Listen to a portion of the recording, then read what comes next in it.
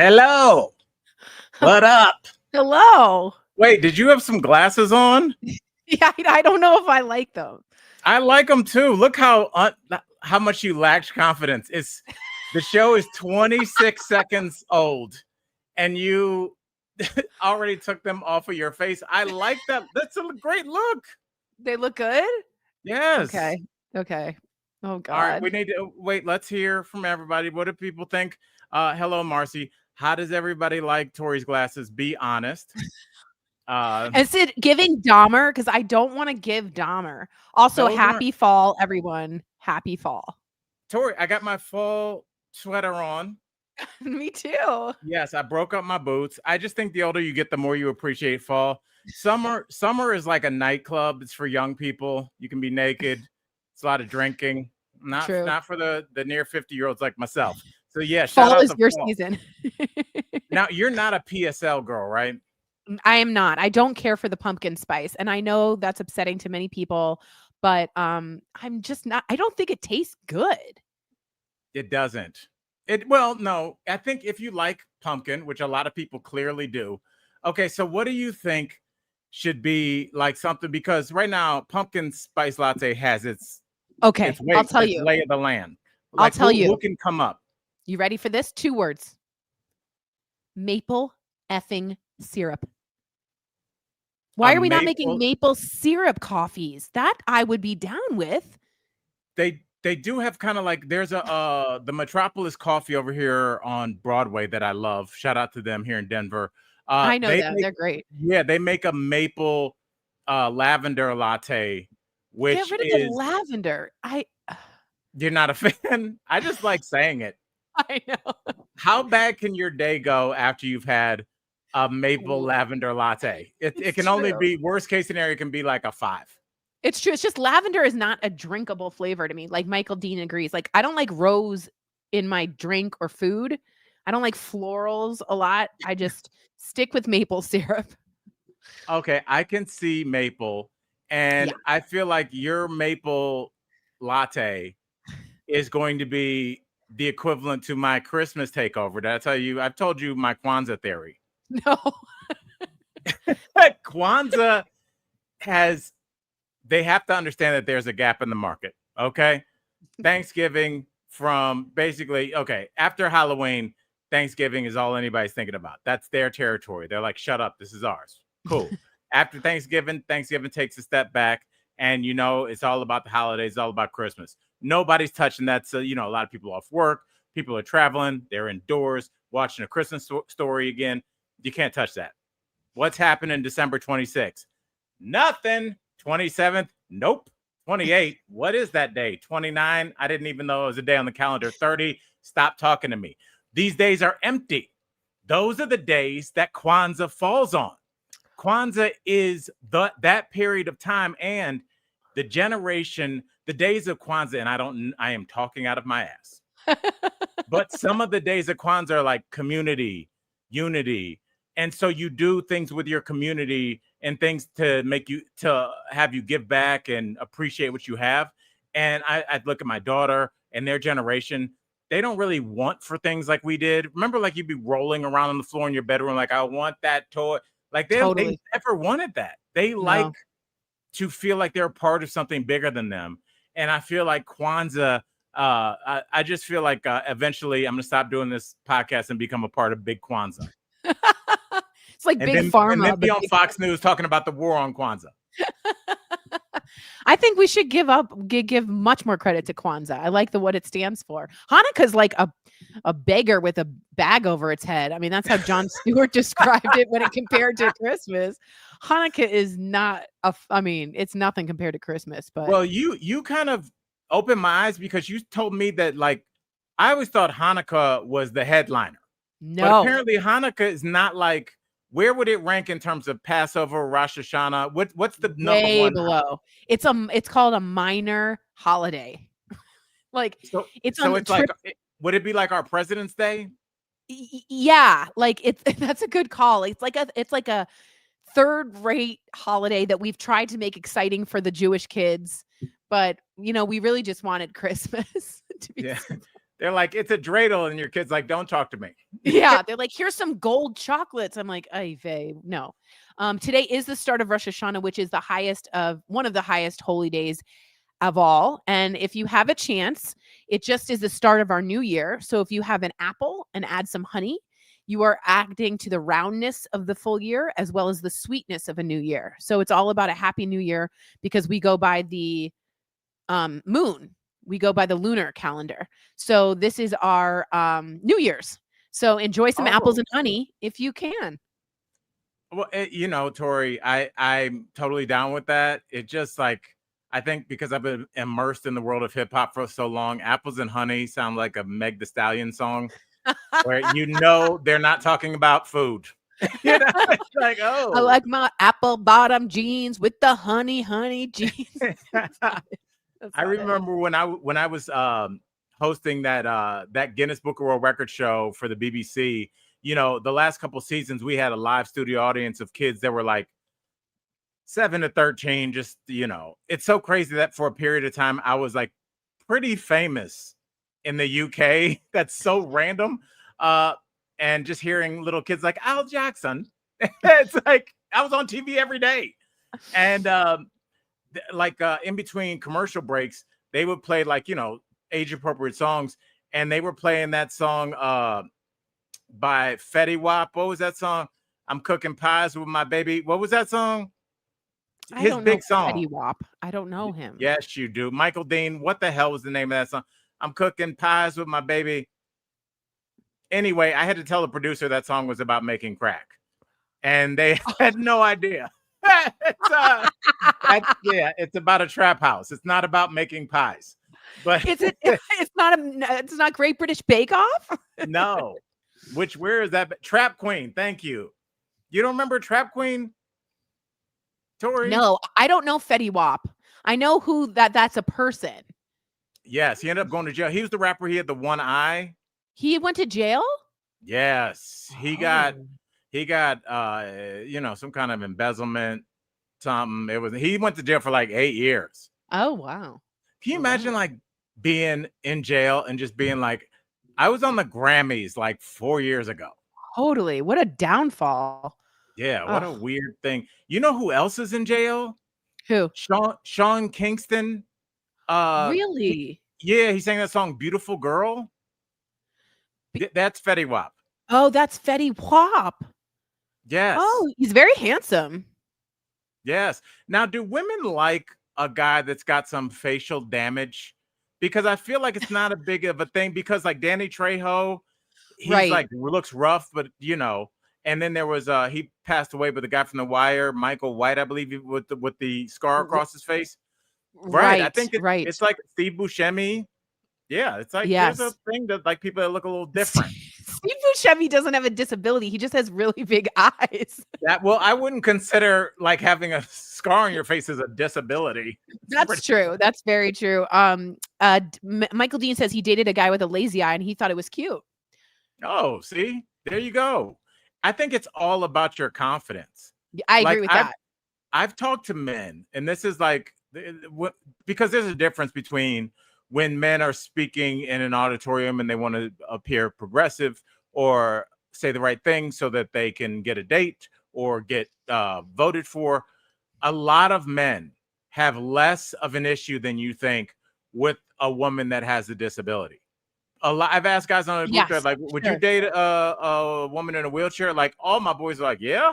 Like it's so weird, the public perception of like, I can imagine if you were not in a wheelchair and then for whatever reason you were in one, you're like, well, there goes my dating life. Totally. Don't. There's so many guys that, my girl got a cane. She's a good woman. What's up, dog? Yeah. They'll be like, hey, watch your mouth. I like that. Yeah, my mom always had canes, and she had fancy ones with gold birds on them and like orbs and wooden ones. I mean, she made the best out of it. Tell the colleagues that your mom was a pimp in Detroit for a brief period. She had a lot of purple suits. She didn't talk to us a lot in that, but that's really cool though. I like that. You like own it. You I have a cane, and I guess this is my life. Own that and ride with it. I think that's beautiful. Your mom's spirit. She's inside of all of us. Shout out. She really is. Shout out to Judy. So, all right, My Tori, before we get to these stories, what did you do this weekend, girl? I went to see The Long Walk. Have you guys seen that or heard of it? It's a Stephen King novel where in the near future, there's a civil war and you have to walk, these boys, 50 of you. And if you stop walking, you get shot. Okay. And that was the whole thing. So it's really just a movie about choosing the right footwear. Yeah, there was a lot about footwear in it, but it was interesting. Sponsored by Dr. Scholl's. You have to do it at 3 miles per hour or else you get a warning and then you get shot. So it was very interesting. I'm not sure if I liked it. I don't know if there was a big arc to it, but I really enjoyed it and it's doing very well. It's very dark, but it's sort of this like very simple story. You walk or you die. And it's supposed Well, it's what was the movie making a commentary on? I can't really tell you, but it was about brotherhood, I believe, and about self-preservation and how you pull yourself out and friendship. I think and a lot of walking. There was a lot of walking, but it was really interesting. It's getting great reviews on Rotten Tomatoes. So I went to go see that. I went to Idaho Springs and had some lunch. Please tell me you got the barbecue out there. No, I had the tacos and the wings. You went 60 miles outside of Denver and you got tacos. Yeah, but I got good beer. There was good beer. Right. And then later on, I'm having organizers come to this house to assess if they can help me because I'm really I'm overwhelmed with the amount of stuff in this apartment and I need somebody with an ADD, not an ADD brain to help me figure this out. So I've reached out to some organizers. They're coming over today to assess. When you said organizers, I thought you meant like civil rights organizers. And I was like, good for you, girl. Power to the people. You're like, no. who are your organizers? Is it the people that made Move On Denver? No, it's 2 white girls that just graduated from Denver. That's exactly what it's going to be. Whatever. Look, I need it. That we live in a period where at least we all kind of know what we're good at and what we are not. We all have a skill set. Some people are organizers. Some people are like, Tori, do you need that? Nope, toss it. Do you need that? Right. Nope, toss it. And other people, because I was going to say, send those organizers to my crib right after this. Right. My girl, I love her to death. If something was currently on fire, we were able to put the fire out, but it was burned beyond recognition. She's like, we can still use that. Yeah, right. And okay. It's a good instinct. Yeah, but it's not good with money. And it's like it's a characteristic that's good for certain things, bad for other things. Because for me, I'm like, oh, just throw it away. And then I end up buying it 3 more times in my lifetime rather than taking care of it like she does. I do that too. So it ebbs and flows. So yes, shout out and let us know how that organizer works because seriously might need to come over here. For sure. I got you. Okay. All right, girl. I was in your home state of Michigan, in your home city of Ann Arbor. Go Big Blue. How was it? It was cool. I had a great time. Thursday had a private show for some realtors. Nice. And I did shows Friday and Saturday and brought my butt back on Sunday. So nice. Tori, let's get to these stories because there are plenty of them. And the first one has a lot to do with me. I don't have my mouse, so we're going to do this the hard way. Here we go.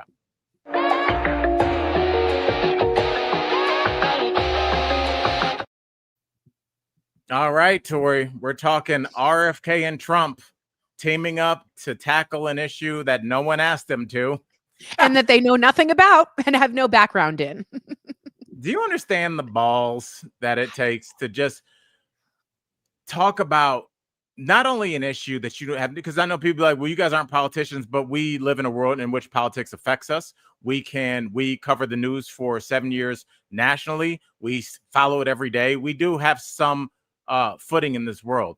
I can speak on this story because I have a background, including graduate work in the field of science, and I have a son on the spectrum, and I wrote a book on kids on the spectrum. So shout out, where is baby Ford? Let's get to this story. Trump and RFK, they linked autism to a mother's or maternal Tylenol use. Yes. Tori, and it was really just them. the larger scientific community is like, no. And they're like, yeah. And they're Yeah, they're like, like, we're sure. So they said that women should refrain from taking Tylenol in pregnancy because they think is a link to autism. Now, Tylenol, what I was waiting for is Tylenol, because if I were Tylenol, I'm suing the pants off of these people. right. Didn't the beef industry sue Oprah when she made Yes, that? Was that a absolutely, hook? Yeah, that defamation. hoof and mouth thing or something. Yeah. Absolutely. So, Tylenol came out, and I saw their thing. They said the science clearly shows that there is no connection between Tylenol in maternal health and children with autism. In fact, it helps mothers with terrible fevers. Researchers followed nearly 2.5 million children in Sweden over 25 years, found acetaminophen use during pregnancy did not increase the risk of neurodevelopmental disorders in children. So Tylenol has come straight out and said this is false. I mean, it's a pretty slim study though. They only followed 2.5 million children for 25 years. This has all been part of a larger issue that has started. We saw this with COVID, because guess what, Tori? They wouldn't be doing this, because as soon as Michael Dean sent us this story, I said, well, what's the financial aspect? Because they don't care. Where's the money? Where's the money? And the money is that they do have a product that will, I didn't get whether the product combats autism or does the same thing as Tylenol. But I thought it was to help with autism. They have a new drug that they are coming out or promoting. Yeah, I don't know if you want to give your kid that, especially since this drug has not been released and it's being fast tracked. Why is RFK, a person with no scientific background, first of all, head of Health and Human Services? Yeah, I know. But the idea that now this person who was openly on heroin has no background in this business, and it's called, what is that? Leucorvorin. Okay. It's supposed to help with autism. I just don't trust someone who's not spent their lives learning and studying this. Would you ever trust Al to be your airplane pilot? Like, no offense, but he's not trained to be your airplane pilot. Like, your mother that has a fever, take Tylenol. That is the safest thing you can do to help stop neuro problems in the fetus. That's what Tylenol came out and said as well. I really feel we're getting snake oiled. I mean, these are two snake oil men. Right, absolutely. And it was just snake oil salesman, I guess. Remember, Snake Oil Man, I believe, is on AMC. Yeah. I would watch and that. In DC. yeah. I mean, yeah, exactly. Look, Tori, we saw this with ivermectin. Do you remember that when they were pushing that? But as soon as when they got sick, remember Rogan was pushing this, Trump was pushing this. You think they had ivermectin on that chopper that he ambled onto when he was half dead? No, I agree. They went and got the real stuff. I agree. What happens when Trump tells people to drink bleach? People did that, Tori. And at first I wanted to bemoan people that did that. But Erica said something on the panel that I remember. I knew when I heard it, it forever changed the way I would view these stories. When you don't have health insurance, which is what this country is very fine with many Americans not having, also with the big, beautiful bill, that's going to shut down so many rural hospitals. So people literally will not have access to a hospital. A hospital will not be within 2.5 to 3 hours of people that may or may not have transportation. So they have no access to health care. They literally cannot get to a place that delivers health care. And when they get there, they don't have health insurance anyway. Yeah. Might as well just keep driving until you'll feel better. But you know what you can do? You can order this drug and it'll take care of you. And if it doesn't, guess what? Not my business. It's such a con. Yeah. So, I mean, if I were Tylenol, I'd be suing for defamation because first of all, it's actual malice, which means they're lying while knowing it. And also it's a reckless disregard of the truth, which is all you need for defamation. And they've certainly defamed Tylenol with this coming out. So, yeah, it's a terrible thing for mothers who are now confused. Should I not? Should I? Should I not? Should I? The basis is saying if you have a fever, it can cause problems in the fetus later. It is better to take acetaminophen. That is what we are hearing from the medical people who I trust, not the snake oil men. Any colleague that has had a young child that has been sick, and they all have, because your kid's entire purpose in life for the first 3 years is to scare the shit out of you. Yeah. Is when you have a kid that they're going to get ear infections. They're going to get, because they're going to preschool, and they're the most disgusting places on the planet. I told you before that I took Ford to his pediatrician one time because he was having these crazy fevers, and the pediatrician said that he had a really bad ear infection. I was like, well, how bad is it? And the pediatrician said to my face, she goes, on a scale of 1 to 10, it's an 11. Wow. He was that, like, I would go to reach for him to pick him up, and it would be like if you were going to get something out of the oven with your hands, like you can feel the heat before you touch it. Fevers are what scare parents, because 104, you take little Tori in, they're going to tell you go home. And if you don't have health insurance, that's going to cost you $400. Yeah. But 105, now you're talking about life or death. So by a fraction of a degree, you're a parent sitting in the car in front of the emergency room. Like, if I walk in those doors, I might not be able to feed my other 3 kids, but if I don't, this kid is going to die. These are the choices that people have because they don't have a choice in being able to insure themselves. And they're also now, they're very confused. It's very confusing for new young moms, or any mom that's hearing this from their president. That's very conflicting with what their pediatrician is saying. And now, who do you trust, right? Your government's going directly against your pediatrician. Yeah, I mean, distrust everybody but me is his style. But I'm just saying, absolutely, it's a rough time to be a mom right now. I feel bad. Absolutely. All right, Tori. It's also a rough time for this. I love this thinger, though.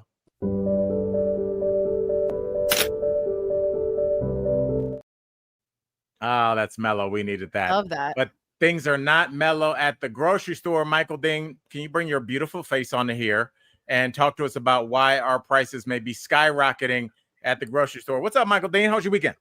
Hey, guys. Yeah, it was a good weekend. I went to a really cool disco on Friday. Nice. Disco dancing all night. It was a blast. I love it. That makes me happy. Disco's alive. There are apparently three big reasons why grocery store prices are climbing, and I just wanted to ask you guys what you think those 3 things are. Okay, Tori, do you have a guess? I have a couple. I mean, one would be tariffs. Am I way off? Okay. That's good. I didn't even think about that. 1 down, 2 to go. Yes. Terrifying migrant workers into working in the places that grow food. Yeah, that's the other thing. The shortage of agricultural workers in the U.S. Oh, wow. Okay. Wow. And then inflation? No. Well, this is inflation. We're talking about food prices. Why the inflation? Right. Yeah. Price gouging? This is a bigger issue, a little bit more systemic to what's going on across the world. Is it a supply chain issue? Okay. Price gouging? Nope. All right. We have nothing. Climate change. Oh my gosh. Oh. Yeah. No way. I mean, well, Tori, as you're saying no way, today is officially going to be the day that we take our external, thanks, Michael. We take our external air conditioner out. It is September 22nd. What is today? I don't know. The 21st? I don't know. Something like that. Do you Late remember September. The 21st of September. No, I think it's the 22nd. Yes. But it was still going right up until today. So think it's being warmer later. And that makes a lot of sense because these plants kind of don't care about climate deniers. Either they grow in certain conditions or they don't. Wow. And when things don't grow, what happens is the price shoots up because supply and demand. Unbelievable that I mean, now we're seeing real life effects of climate change, not just obviously the storms and all that and the rain and the drought, but it hitting the wallet. I mean, right. I mean, and the real life effects of the tariffs. Wow. You know, wow. It's, this is, I think what certain parties have done is they've made issues polarizing and political. So if you were a Trump person, you were pro tariffs and you really didn't know about tariffs because you shouldn't, because what are you, a merchant in the late 1800s Who cares about tariffs? Go talk to your kids or your nephews. But what happens is people, I'm pro tariff. They are helping the economy, all this kind of stuff.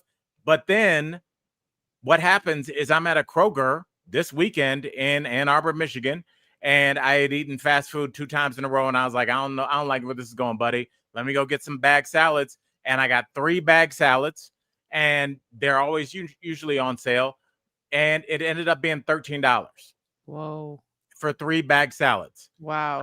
I've said it before in terms of like when the guys from Spider, who we're going to talk about in a second, when they helped me move my stuff into storage, I was like, hey, let me do y'all solid. Let me run to Wendy's and get you guys 2 cheeseburger meals. It was $32, Tori. Jeez, I didn't get anything. That's and insane. We are in an era where everything is so expensive that like when they say the price to you, you're like, am I on a show? Is there going to be like a TikTok host that's like, gotcha, you're on jacked up prices? Like, please tell me that this is not real. But here we are. Wow. That's crazy. That's yeah. I just think we need a new generation in Congress that believes in climate change. I'll honestly do that. Grew up and have seen the consequences and cannot deny it, and will do something about it, especially for our poor farmers. I mean, well, and let's not also forget, Tori, that we've destroyed the workforce. Yeah. We as a country had people that were willing to come over here. Whenever you drive from Los Angeles up to NoCal, Northern California, you'll drive right through those cities, and you will see people working in the strawberry fields. Yeah. Dead heat, bugs, can you imagine what that's like just to be bent over? I know. Like, I have picked things up in my home and been like, ooh, can you imagine all day, every day? No. And now when you go to work, there's a psychopath with his face covered that has gotten up that morning so he could tackle you. Totally. So people aren't going to be working in these slaughterhouses that produce your chicken wings that you love for your football game so much. They won't produce your salads that you love before your dinner so much. There's a consequence to backing people that don't know what they're talking about and don't care, because it'll never affect them. Yeah. Yeah. So yeah, annoying. And that's Congress, and that's our president as well. All right, Tori. Well, let's get to this.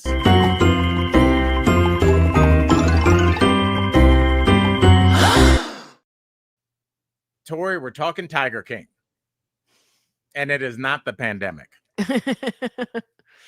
You know what I've often thought about with the Tiger King is obviously it's one of the most viewed documentaries. Oh, yeah. Because of it hit the first week really of the pandemic.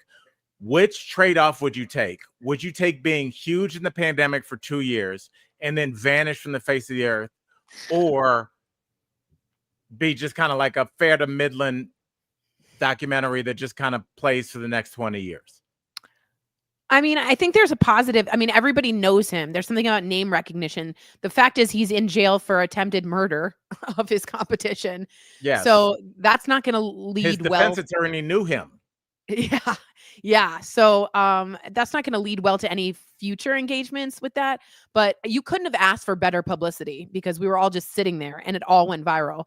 So unfortunately, he ended up not being able to cash in on that. But another problem happened with one of his tigers. I describe it as that. Yeah. Yes. Tell us what happened. One of the handlers that worked at the Tiger King Emporium, whatever, that Tiger Land, whatever, was mauled to death by a tiger. And I'm not sure if it was in front of people. Michael Dean, can you let us know in the chat if it was in front of people? But Tori, are you surprised by this? Didn't one of the women that worked at the sanctuary, the Tiger King sanctuary, get her arm taken off? That Hispanic woman? Yes. I mean, if you're a fan of big cats, you have to know that these, like you said, emporiums, they're not great for the cats. They're not they're not kept up well in conservation efforts in that way. They're not trained in a very professional manner. There was meth going around. So yeah, I don't know if you should put that in the past tense. Yeah. So it's a dangerous environment for everybody involved. I feel bad for this human being, but it was a non-starter. I mean, it was a non-starter. So it was at the Saturday show. So people were watching at the Growler Pines Tiger Preserve in Oklahoma. So that's got to be traumatic for everybody who saw it. But his name was Ryan Easley, may he rest. But again, just a dangerous powder keg of really terrifying animals not treated or not treated properly, I guess you would say, or trained properly. And also just kind of a run of the mill, just trying to make money off of them. I mean, it wasn't done the correct way. So eventually this was going to happen, you know? Yes. And there's a part of me, and I do not want to sound cold or callous when I say this at all. I don't wish death on anybody, and especially this kind of death.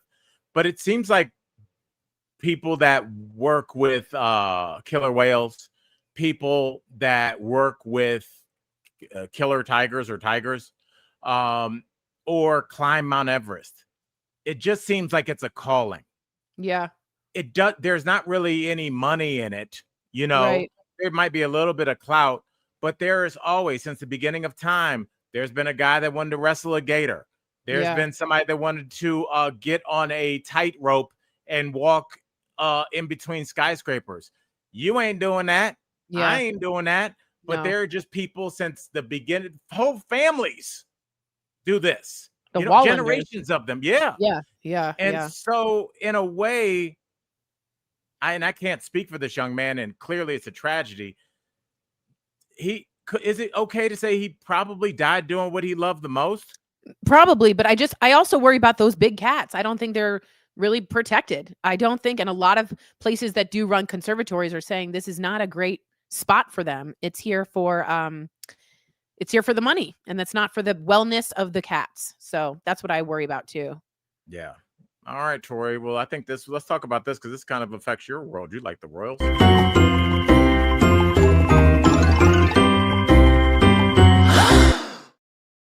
All right. Kimmel?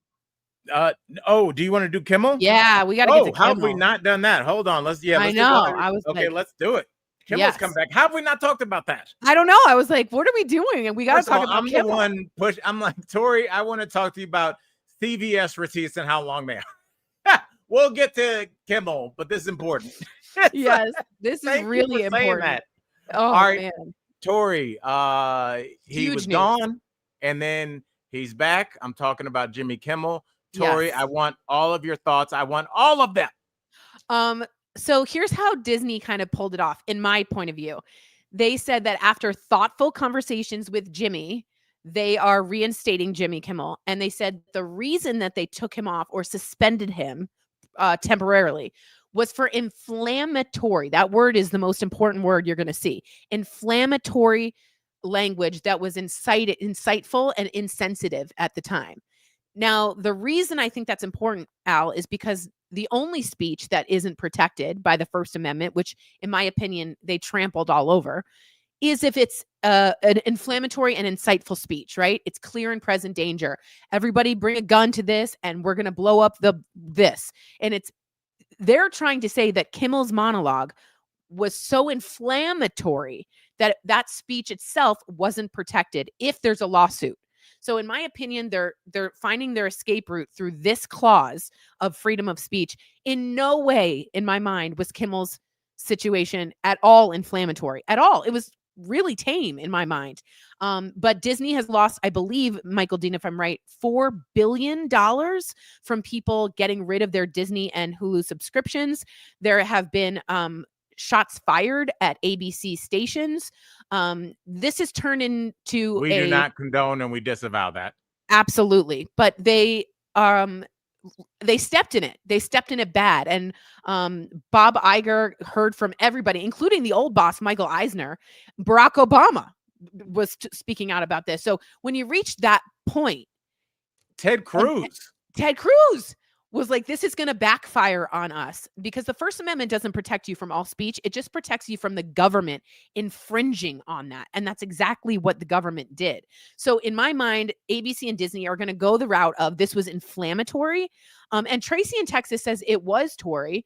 I didn't find this would reach the scrutiny that would be level of a clear and present danger at all. I didn't find it inflammatory at all. Now, some people might, and they might win because this Supreme Court is clearly, attached to some of these And Tori, presidents. who made that comment? Because I like That when was somebody has a Disney. different. Oh, I'm sorry. Tracy in Texas was saying it was Tory. So if you Oh. feel it was inflammatory, I understand that. But there's a strict scrutiny law and reasonable scrutiny that needs to reach a certain level for that to actually happen. It can't just be speech you find rude or, mean or inciting. It has to really reach a very hard level, threshold. And in my mind, it didn't reach that. Right. And in Tracy's mind, it did. Again, appreciate Tracy for being honest about her feelings. Yeah. That's what we want, Tracy. We want Of course. everybody to have a channel to watch and to have things. I mean, comedians they're saying opinions. That's not the Jimmy Kimmel TED Talk. He's Right. giving his opinion in a humorous way. And you, Tracy, are allowed to say, I think that's inflammatory. You, Tori, are allowed to say, I don't think that's funny. I, Albert, could say, I'm going to change the channel. We all just want the ability and the opportunity to make the decision for ourselves, Tracy. Amen. That's all. Amen. Because if we were going by the letter of the law, last week, Brian Kilmeade, probably the most recognizable face on Fox and Friends, said directly to the camera that we should kill homeless people through a lethal injection. He said that to the camera. I'm not inferring anything. He said those exact words. Yeah. So, Tracy, I think that that's inflammatory. Right. I think that that is offensive. But I never would call for Fox and Friends to be canceled because it is my opinion that I don't watch Fox and Friends. I don't like that kind of speech, but I don't think that somebody else, clearly other people do. The show's very popular. Right. And I want a flat playing surface for everybody. Agreed. And I do want to say, I can't believe I'm saying this, but I'm quoting Ted Cruz here. He said it was like the mafioso, where they're like, you don't say what we want. And Brendan Carr, the head of the FCC, is basically, I'm being honest here, threatening broadcasters. And he's saying to them, you better watch it. That's what he said. You better watch what you say because we have the power to take you down. That is entirely anti-American, anti the First Amendment, even for speech I don't like. That isn't how it runs here in America. So Ted Cruz was like, you're not the mafia. And it's going to bite us in the ass when conservatives want to say something. And you're claiming that we can't do that because of this. And they take us off the air. So I can't believe I'm saying this, but Ted Cruz has the right state of mind here. If you don't like what Kimmel said, the right of your choice as a consumer is to change the channel. You can't. Or write a letter. Write a letter. If enough people change the channel and enough people write letters, that the ABC, NBC, CBS, Fox, anybody, their job, HBO, this show, our entire platform is to put on stuff that you want to watch. Yeah. If we did a segment and we went from the number of people watching now live down to 4, first of all, it would be because of Tory. But then we would know not to do that subject matter anymore. Right. You, the viewer, dictate a lot about what we cover. And Tracy, if you go, hey, I didn't like what he had to say, and 400,000 other people agree, and there's I'm sure they're pulling in maybe about 1.5 million viewers. If that goes down to 1,900,000, there's going to be some changes, Jack. You best believe that. We are capitalists. The consumer has a right, and by changing the channel, or as I said, taking away their Disney subscription, Disney listened up when $4 billion went down, and that's an enormous amount of money that the consumers themselves did. I also want to bring up what Lee said. Brendan Carr also said, we can do this the hard way or the easy way. I feel I listened to that. I listened to that interview. I feel like I'm in some kind of like Goodfellas. Like, this isn't how the government works. Like, that's not how we handle the situation. And I wish would sort of do, I wish there was, it just feels like a very ineffectual Congress, and if Democrats would step up. I know it's hard. They don't have the majority, but make some noise about this. It's a horrific look at how we're trampling the First Amendment. It's really scary.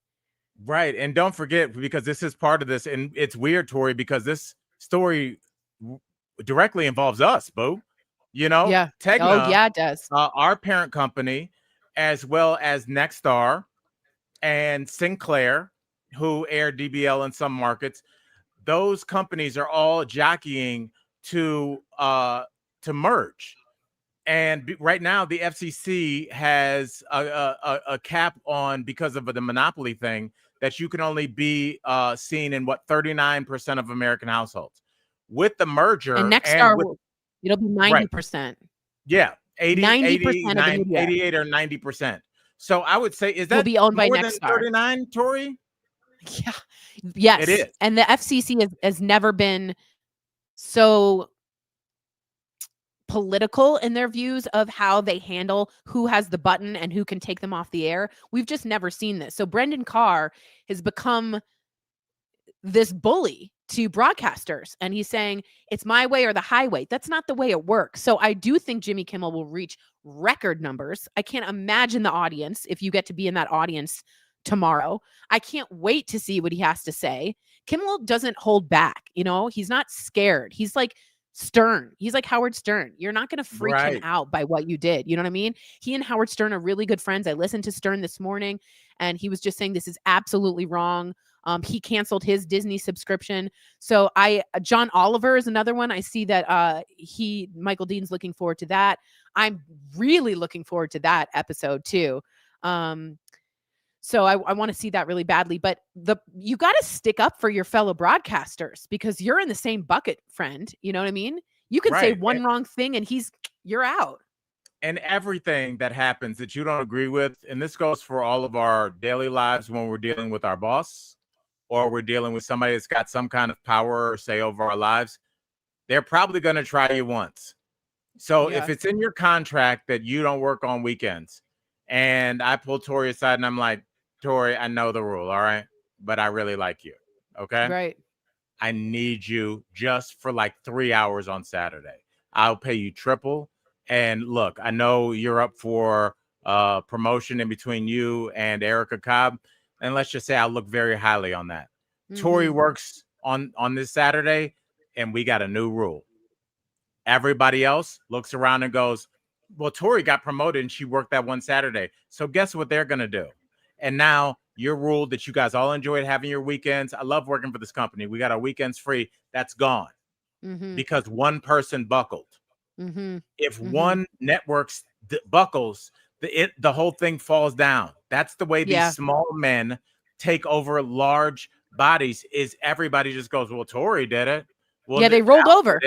Yeah, they just rolled over. They just rolled. I'm like, you guys are multimillionaires. I know. They didn't have any backbone. And I look at law firms in DC that just kowtowed. You know, my dad's law firm, I'm so proud of, not one of the top 500 stood up for him except for Williams and Connolly. It's like nobody has any backbone. So Bob Iger got it shot to the face of what happened. A real look-see-poo on how the American people feel about the freedom of speech. And I hope that other broadcast stations stick up for themselves and their people. Right.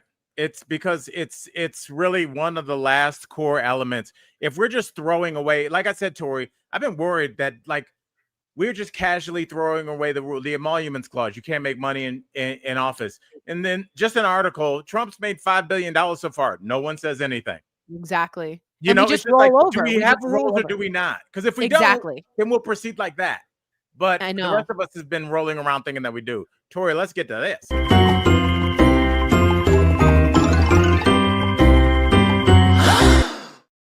Michael Dean, I want to talk about cheating.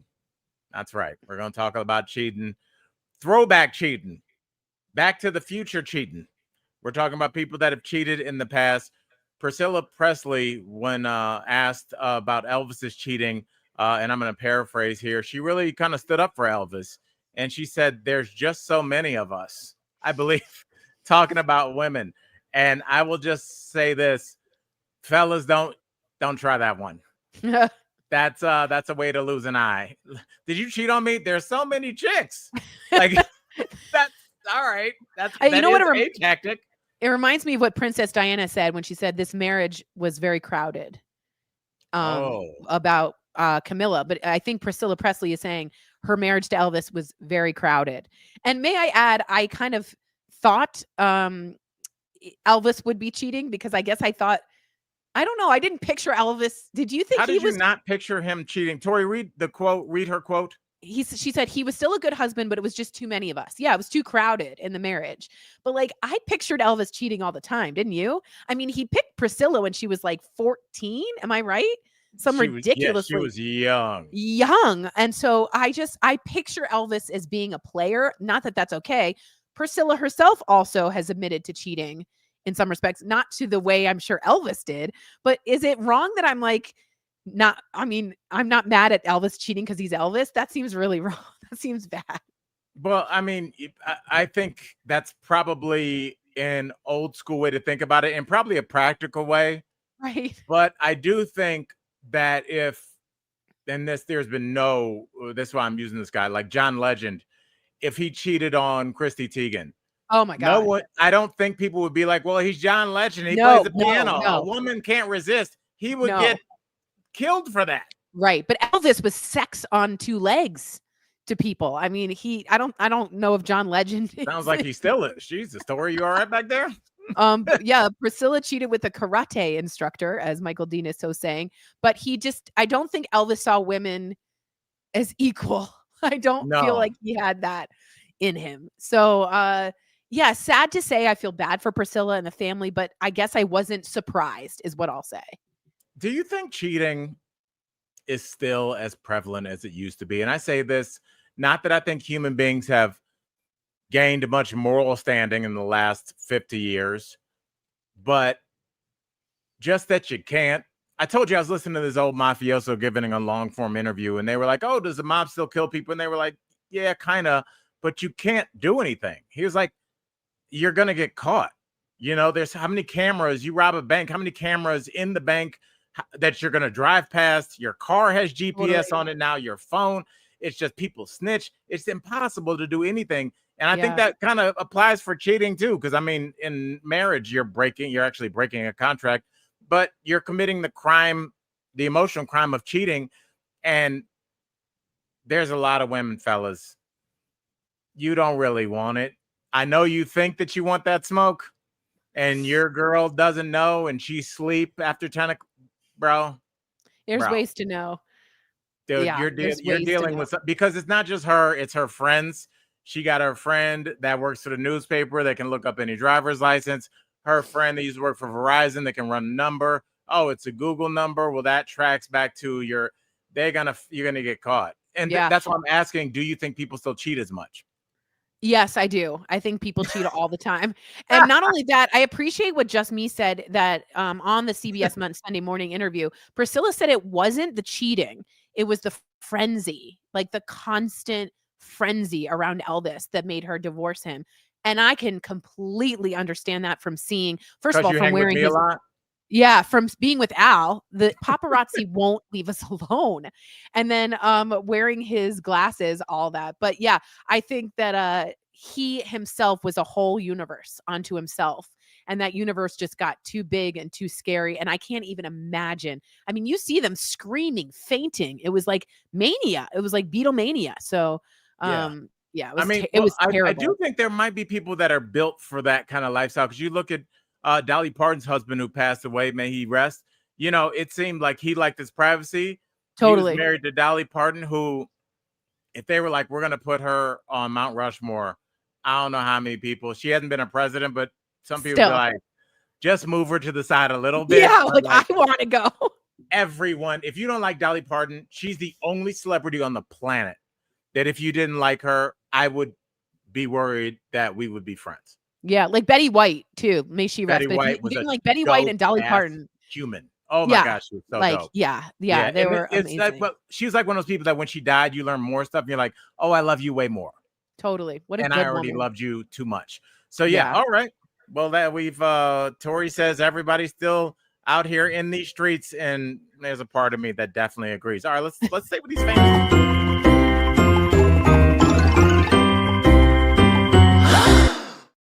Tori, we're talking Taylor. Taylor Swift. She's releasing Showgirl. Watch it's just called Showgirl. Yeah. And this is about her tour, correct? I no, clearly this is don't know about what her I'm new talking about, so you take over. So it's called The Life of a Showgirl, and this is her newest album that came out, and she is promoting it in orange. Everyone's supposed to be wearing orange, and she's having a watch party that are certain AMC theaters, and you can see behind the scenes and how the album was made, and you can see some of the clothing and what we're going to probably expect to see on tour with her. And I got to be honest, I've already bought my tickets. I'm never ashamed to be a Taylor Swift fan. I think she's a wonderful human being.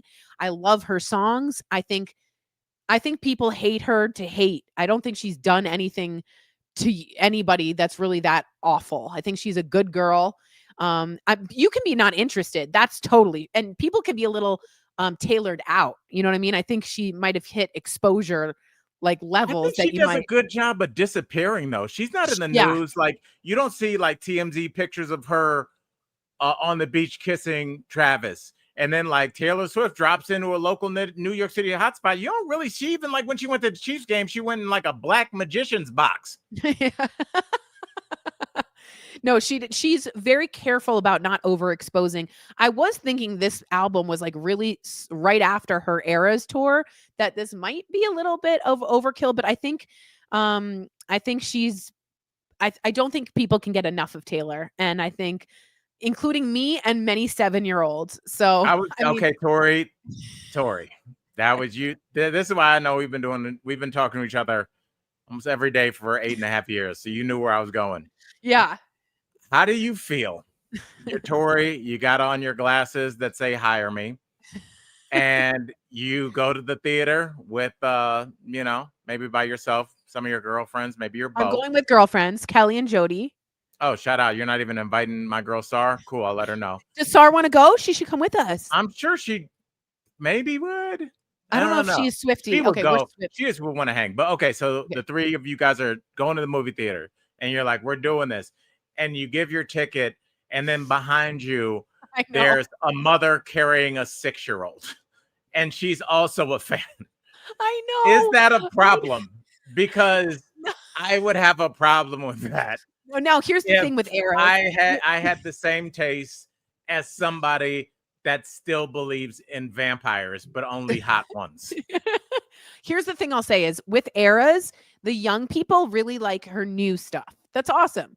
I don't love her new stuff. I love old Taylor, like from country Taylor. So everyone has their own Taylor, and it's when Taylor spoke to them the most. And for some 7-year-olds, it's like the beat of folklore, or it's like the beat, that they like the beat to run around and dance to. I needed her lyrics deeply to get me through a bad breakup. And I really appreciated those lyrics. They spoke to me. I felt myself in Taylor's lyrics. And I really will never forget that. I mean, she's just someone that's been with me through the thick and thin, and I am gonna be a proud Swiftie just like Lucy and say that like I'm not gonna back out because young people like you too. I'm gonna still support you because I think you're a really great person and a great songwriter. Some people can't stand her songs but think she's a good person. Still, I think she's a win-win for both. So Tori, I'm not ashamed. Came up with a solution. I'm a genius. What is it? 2 different screenings. I agree. One screening inside the movie theater for young people that still have hope, optimism in their lives in front of them. The screening for old school Taylor fans like yourself. No hope. It airs in front of a series of park benches at night. There is whiskey, no name because it's inside of a brown bag that has been with just your name on it. And it's just sad Taylor songs and then just the lyrics on a black screen, and you just read them and sip. No, first of all, I hear what you're saying, but she gives hope. She gives a lot of hope to people that we're broken up with. And she gives a lot of credence to people who weren't the popular girls. You know what I mean? She was like, you're wearing high heels. I'm wearing sneakers. You're on the cheer squad. I'm in the bleachers. Like those types of people didn't have anyone singing for them. So I just think that she speaks to the outlier, the person that's a little dorky, that likes her cats, that makes sourdough bread. I also think she's going to be at the Super Bowl halftime show. So talk about when are they going to announce that? I have no idea, but she gave so many hints about it on her Travis podcast. The whole sourdough thing, and she's making it, and it's in San Francisco, the Super Bowl, and she's an Easter egg kind of person. So in my mind, and I think there was like a Super Bowl in the background of their thing, but I do think that I do think she's going to be the Super Bowl halftime show. So, All right, Tori, let's squeeze this in. We're running late on time.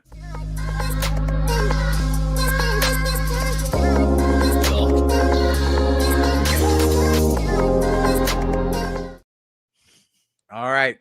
Shout out to Spider Moving. This is one of my favorite segments. Moving On, sponsored by Spider Moving. You guys know the number. Tori, your voice is a lot better than mine. Why don't you say the number? 303-544-4000. Can you say spider like kind of sexy and kind of like a spy would? For help moving, call Spider.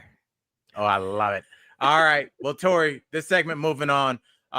Really, it hits me because there's a story every day in the news or something that happens to me that makes me say this is going to be great for moving on. And it was a story about a cruise ship passenger that was stranded midair over the water for, I believe, 13 minutes because they were doing one of those slides that goes out over the water and then comes back into the ship. Not here for that. And they got the first part down. They went over the water and then they stayed there. They got stuck. Yeah, that's the worst place to be in that slide. Nothing beats So here is holiday. the video. Right now, you can save £50 per person. That's Oh. £200. Oh for a my family of gosh. Oh my goodness. So You know what that person looked like? Remember when you would get a hamster and get on those fancy clear tunnels and one would just stay in there? You'd be like, is he still alive? Jet2 holiday. And Yeah. right That now, is so you can save embarrassing and £50 also per scary. person. That's Yeah, £200 because off for a family of four. it's just your worst fear. Yeah. And Nothing I don't know. beats a I'm Jet2 sure holiday. that And those right now, you can rides, save are well maintained because they don't want to be sued. But also, there's a part of it where if it does break down, we have seen these carnival rides break before. Yeah. Where's the help coming from? Yeah. Bring the Free water Willy? gusher. Like, Yeah, there's nothing. bring it down. Like, it's embarrassing to be not a child on one of those things and then to get stuck for over 10 minutes. Yes, is- and you're going to be the guy the rest of the cruise where you're trying to just go get some food from the cafeteria, and you're going to be like, "Can my wife take a picture with you?" Why? Because people will never believe you're a cruise ship celebrity. That's so embarrassing. Oh boy, yeah. I don't want to do anything like that. I'm so I feel like there's an Alaskan cruise in my future, and that may be the one and only. Anytime my girl has suggested that we do something, it's always been good. So I going with that theory. I probably am going to give cruises one more shot, but that's my fear. Yeah, but your fear is getting stuck in the water slide. Yeah, yes, being goaded into getting in there, and then just like looking at my family as they peer against the glass, like broke down palace, and just say, "Oh, I thought I told Dad to have fun." Yeah, it's not my jam. And imagine Tori. like trying to scrape your way through and get like. Do you think there just wasn't enough water in there? I think there wasn't enough water, and I think that's very embarrassing. I think it's also Yeah, I probably agree with Michael Dean. unsanitary. I would feel fat because I think I'd be targeted for my weight. 100% agree with this. I'd be like, you couldn't get me down, couldn't Yeah, squeeze me. because like you would threaten them with a lawsuit. You'd be like, well, don't worry about comping this cruise because I'll see you guys in court. And they'd be like, okay, we're probably going to lose, but we're just going to make it a headline that you were so big that structurally we were not prepared. The engineers referred to you as an outlier. So like, yeah, I mean, it's really like depressing and scary, but it probably is just like a lack of water because things break down because of entropy. So Tori, in a world full of entropy, we need a fact of the day. And you leaning against your couch, I was waiting for you to sit up in your holy S. I don't have a fact of the day. I got a good You're one. now typing like the chick on NCIS. So I would like. Okay, I I love got those one. frames on you, girl. Okay, let's do it. Really? Okay. Hold on, let me play this thing. I haven't played it in a long time. Okay. Where the hell? Oh, here it is. I love this.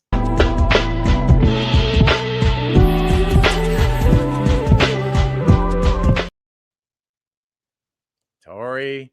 Okay. Fact of the day. Okay. Fact of the day. I hope this is good. Okay, ready? Abraham Lincoln was a licensed bartender. Oh, that's crazy. Have you ever? Is- Well, think about this. There are probably a lot of famous people, reality show people, actors, models that were bartenders. Yeah. You know, if you're in LA and you didn't go out there as like a super rich kid and you had to make it your own way, you probably tended some bars. And so a lot of like some people probably see like an A-list like she knows what I like to drink. And I wondered that'd be cool if like that'd be a really fun thing is if you went back and tended bar at your old place one time. Yeah, and then you're Abraham Lincoln too. Yeah, the president. Wait, when did Prohibition hit? That was like 1918, and then it went away in 1921, or was it 1921? I don't know.